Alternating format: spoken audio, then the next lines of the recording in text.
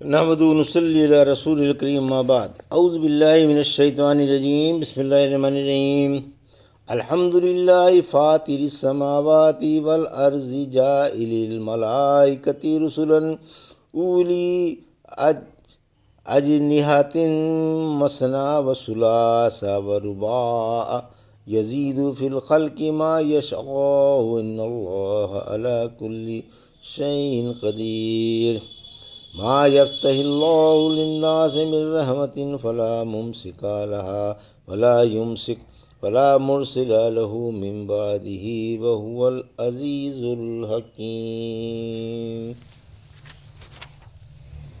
یا ایہا الناس اذکروا نعمت اللہ علیکم هل من خالق غیر اللہ یرزقکم من السماء والارض لا الہ الا فَأَنَّىٰ تُؤْفَكُونَ۔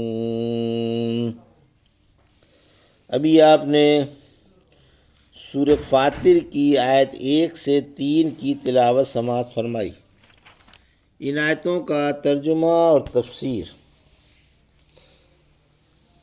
یہ 35ویں سورہ ہے بترتیب مصحف اور 43ویں سورہ ہے بترتیب نزول، اور یہ مکی سورہ ہے۔ اس میں 45 آیتیں اور 5 رکوع ہیں۔ ترجمہ۔ بسم اللہ الرحمن الرحیم۔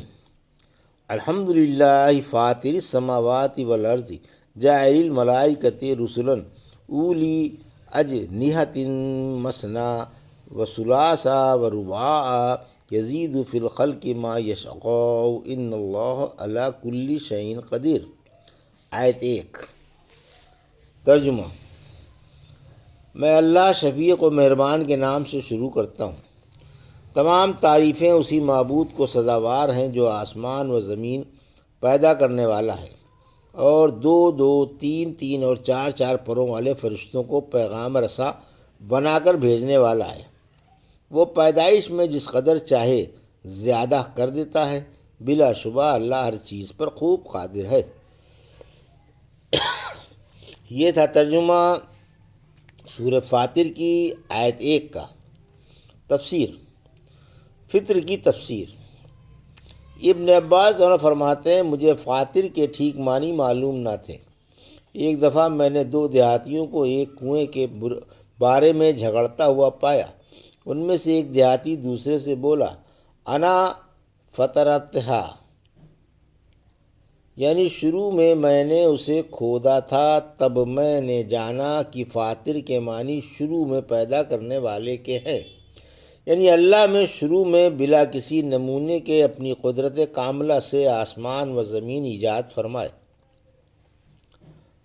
اللہ فرشتے کے ذریعے وحی بھیجتا ہے۔ پھر فرمایا کہ اسی کی تعریفیں سزاوار ہیں جو اپنے اور نبیوں کے درمیان فرشتوں کو پیغام رساں بنا کر بھیجتا ہے جن کے پر ہیں، تاکہ ان سے اڑ کر جلدی سے اللہ کا پیغام نبیوں تک پہنچا دیں۔ بعض فرشتوں کے 2، بعض کے 3 اور بعض کے 4 اور بعض کے اور بھی زیادہ پر ہوتے ہیں، جیسا کہ حدیث میں ہے کہ پیغمبر اسلام علیہ السلام نے معراج والی رات میں حضرت جبرائیل علیہ السلام کو دیکھا۔ ان کے 600 پر تھے اور ہر 2 پروں کا فاصلہ مشرق و مغرب جتنا تھا۔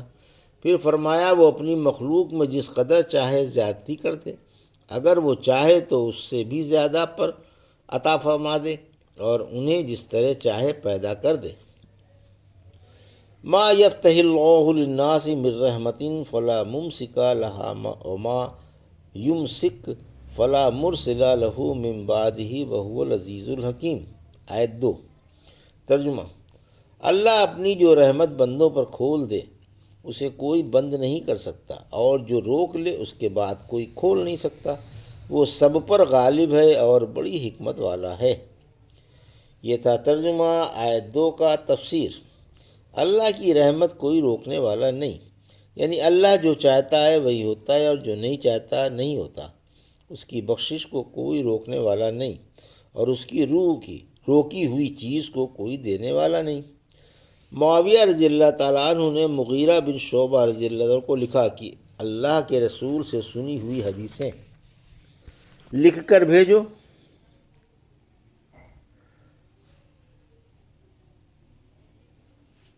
ورا فرماتے ہیں مغیرہ نے مجھے بلا کر یہ لکھوایا کہ میں نے رسول اللہ صلی اللہ علیہ وسلم سے سنا آپ نماز سے فارغ ہو کر یہ دعا پڑھا کرتے تھے، لا الہ الا اللہ وحدہ لا شریک لہ لہ الملک و لہ الحمد وہو علی کل شیء قدیر، اللہم لا مانع لما آتیت ولا معطی لما منعت ولا ینفع ذا الجد منک الجد۔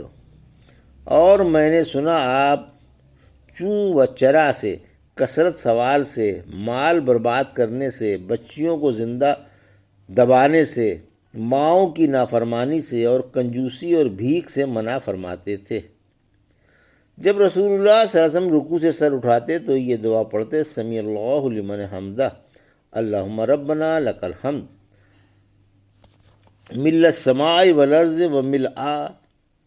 ملء ما شئت من شیء بعد، اللہم اہل الثناء والمجد احق ما قال العبد وکلنا لک عبد، اللہم لا مانع لما آتیت ولا معطی لما منعت ولا ینفع ذا الجد منک الجد۔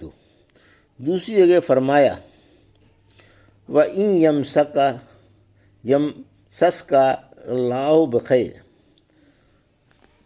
سورہ یونس کی آیت 107 میں، اگر اللہ تم کو کوئی تکلیف پہنچائے تو اسے ٹالنے والا بھی وہی ہے، اور اگر وہ تم پر کوئی بھلائی کرنا چاہے تو اس کے فضل کو کوئی روکنے والا نہیں۔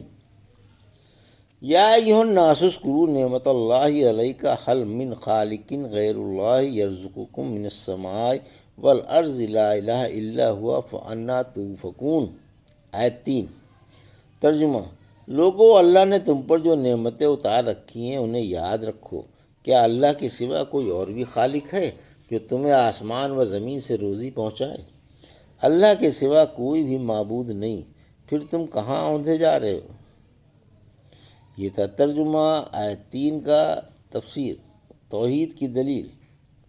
حق تعالیٰ بندوں کی توجہ توحید کی طرف مبذول فرما رہا ہے اور انہیں توحید خالص اللہ کی عبادت کی دلیل بتا رہا ہے کہ جس طرح وہ پیدا کرنے میں اور روزی پہنچانے میں مستقل و بلا شرکت غیر ہے، اسی طرح عبادت بھی اسی کی کرنی چاہیے، اور بتوں کو، تھانوں کو اور آستانوں کو اس کی عبادت میں شریک نہیں کرنا چاہیے۔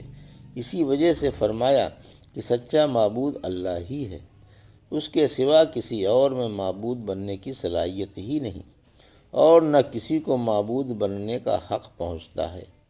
پھر اس قدر صاف اور سلجھی ہوئی بات کے بعد اور ایسی پکی دلیل کے بعد بھی افسوس تم بت پرستی کرتے اور غیروں کے آگے جھکتے ہو، یہ تو سراسر اوندھی بات ہوئی اور تم روشنی کے بجائے اندھیرے کی طرف چل پڑے ہو۔ ایسا نہ کرو، دیدے دانستہ جہنم کے خوفناک شعلوں میں نہ گھسو اور خالص اللہ ہی کی عبادت کرو۔